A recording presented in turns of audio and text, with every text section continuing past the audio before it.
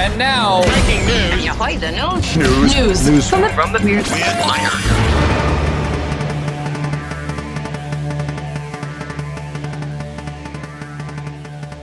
News from the Weird Wire this morning. Crocodiles, marathons, and squirrels. Oh, my.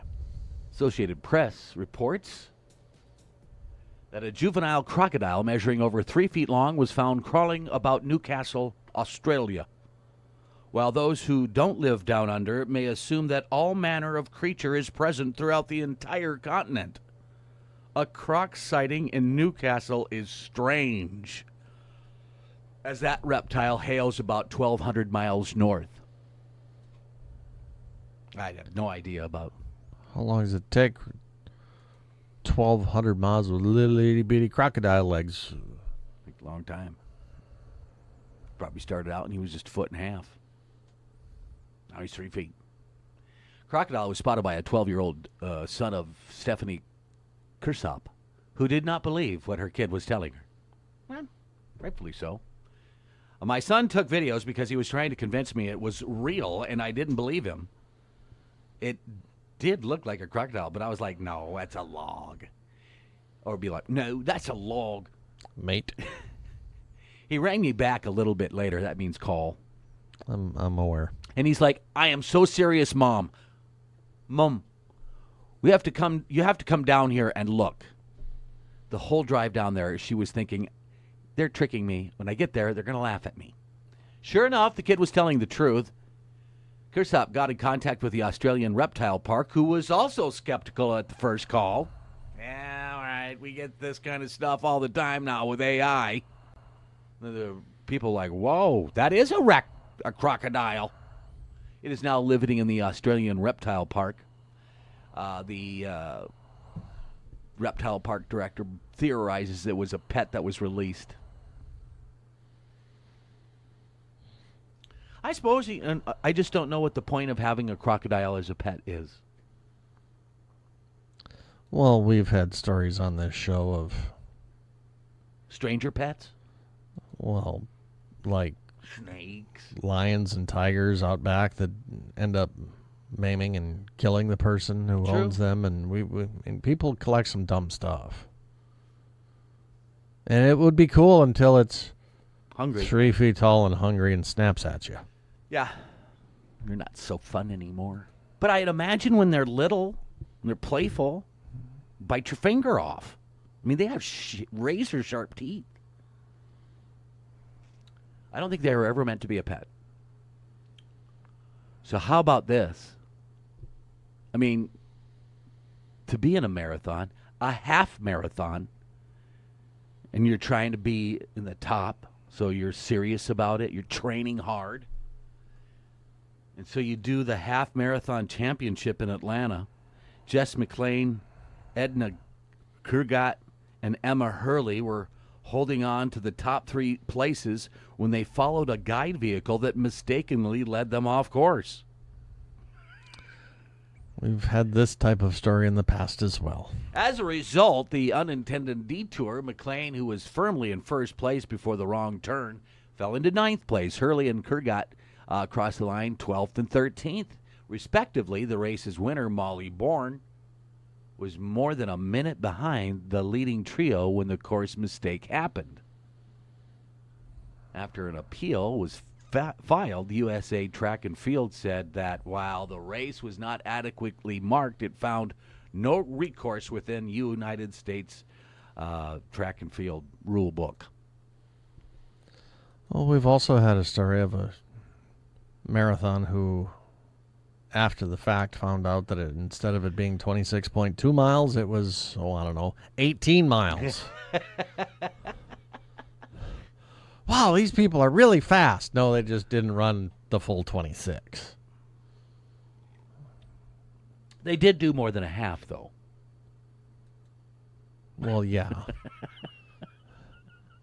Imagine how they felt. Wow, I'm really good. I really trained hard for this. I got to agree to this. Okay, this shouldn't happen. Obviously, the person leading the course vehicle should know the course. college hockey game this past weekend. They thought there was a goal, and they hit the switch for the let's turn on all the strobe lights and then shut all the lights off and turn the red ones on when it wasn't a goal. Ooh. And the other team's going in the other direction in a 2-on-1, and all the lights go off. Dumb things happen. True. It happens. Where was that at? Out east somewhere. Oh, sure. They're always doing that stuff. League issued a statement yesterday. Oh, hey. Theatrical lights no longer allowed. It's probably a good rule. Yeah. That's nuts. The first step to solving any tech problem is to turn whatever is not working off and then turn it back on again. No, really, it's not, but everyone does that. If that doesn't work, maybe check for any wildlife. Officials in Medina County, Ohio, found that the latter was causing its internet issues, according to Cleveland.com. Government offices were knocked offline due to what was determined to be the work of a squirrel. The bushy-tailed culprit had apparently chewed through critical lines underground while building a nest. They've been There's digging. fiber optics in my way. I'm just going to chew it. Well, maybe they spliced in their own little iPhone. It's hard to make this stuff up, said County Administrator Matt Springer. Medina County eventually came online after about 500 feet of replacement cable was installed. Wait a minute. You know how much 500 feet of fiber optic costs? What's A that? squirrel chewed through, 4 inches of it? Is that the smallest distance you can buy is 500 feet? No, they pull it off the spool. Oh. Use whatever you need. Well, like, it must be like a point to point where they can grab it, Still dumb. pull it.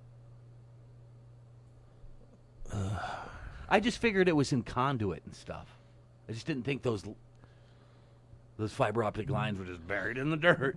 I thought they were like in a casing. It's supposed to be encased in a weatherproof jacket. Long jacket. No. So maybe they didn't on that part, like, or maybe that was early fiber optic, and they didn't do it that way, and now they have a better process. So rodents. 500 feet of fiber optic cable, $1,200. Oh, that ain't bad.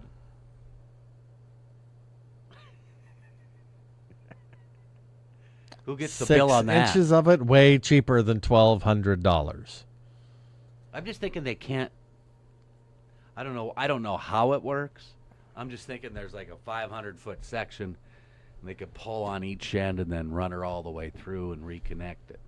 If the squirrel got there, a human can get there. Oh, okay. Good point. But what if there's like a sidewalk and stuff up above it? Maybe a city street. Then what? What you gonna do? They need to figure out how that. It must have not had the jacket. I'm thinking. Does the squirrel chewed through that too? You wouldn't think. And those giant spools of thick red wire that you see every now and again, usually in the summertime at the side of the road when it says utility construction ahead. Yeah. Yeah, that's fiber optic cable. Gotcha.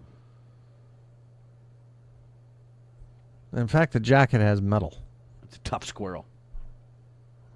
Or maybe they weren't fiber optic lines. Maybe they're just Cat 5.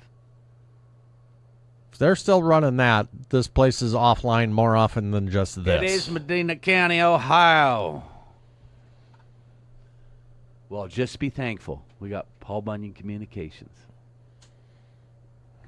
Always got her. I have called them in the past. Yeah? Internet at the BCU baseball field quit working. Mouse chewed through the fiber. Really? Well, that was inside of the press box, so it didn't have the jacket. Dang it. They didn't need to replace 500 feet, I'm sure. About 8. Gotcha. Well, apparently in the coating of wires, there's an oil in that chemical makeup. And that's what these rodents smell. They got good smellers, don't they?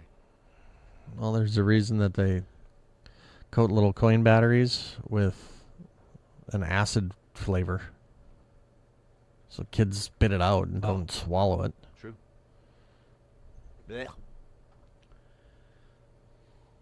Squirrels. Our nemesis here in just a couple months.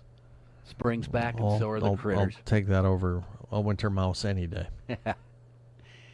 That's it. That's news from the Weird Wire.